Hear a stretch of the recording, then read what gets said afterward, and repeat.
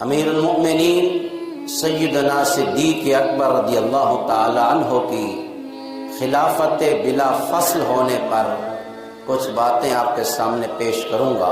اس کو بتا دیں کہ جو ترتیب قرآن بیان کر رہا ہے وہی ترتیب صحابہ کرام کے اندر خلافت راشدہ کی ہے۔ اگر کوئی اس کا انکار کرتا ہے وہ کسی کے عقیدے کے خلاف نہیں بول رہا، بلکہ وہ قرآن کے فیصلے کا انکار کر رہا ہے۔ جو قرآن کے فیصلے کو نہیں مانتا وہ کسی کے کہنے سے کافر نہیں ہوتا، وہ خود ہی ہو جاتا ہے۔ قرآن نے کیا ترتیب بیان کی ہے؟ سیدھا سا ترجمہ ہے، آپ کو اس کا تو ترجمہ آتا ہے نا، محمد الرسول اللہ، محمد صلی اللہ علیہ وسلم اللہ کے رسول ہیں۔ میرے آقا کریم فرماتے ہیں کہ میں نبیوں میں آخری نبی ہو تو امتوں میں آخری امت ہو۔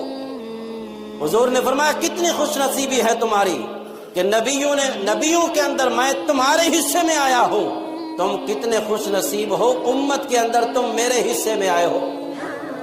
یا حضور اتنی خوشخبری سنا رہے ہیں، یا کتنی خوش نصیبی ہے ہماری کہ جس امت کو میرے آقا کریم اپنے حصے میں شامل فرما رہے ہیں۔ کتنے اعزاز کی بات ہے، اس امتی ہونے کا تو لاج رکھ لے تھوڑا سا۔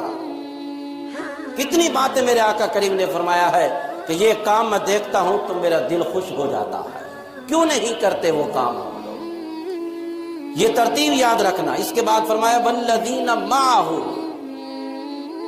آپ تفسیریں اٹھا کر دیکھو، اس کی تفسیر بھی لکھا ہوگا، اس سے مراد سیدنا صدیق اکبر کی ذات ہے۔ والذین معہ، اس سے مراد جناب صدیق اکبر کی ذات ہے۔ اشداء علی الکفار، اس جملے سے مراد سیدنا فاروق اعظم کی ذات ہے۔ رحماء بینہم، اس جملے سے مراد سیدنا عثمان غنی کی ذات مراد ہے۔ فرمایا تراہم رکعا سجدا، فرمایا اس سے مراد سیدنا مولا علی کی ذات ہے۔ یہ ترتیب قرآن بیان کر رہا ہے۔ اب جو اس ترتیب کو چھوڑ کے ہٹے گا اور آخر والے کو پہلے پہ لے کے آئے گا تو وہ اشارت النص کے طور پہ قرآن کا منکر ہو رہا ہے۔ تو جو قرآن کا منکر ہے اس کا فیصلہ خود ہی قرآن نے کر دیا ہے، وہ اسلام سے خود ہی خارج ہو جائے گا۔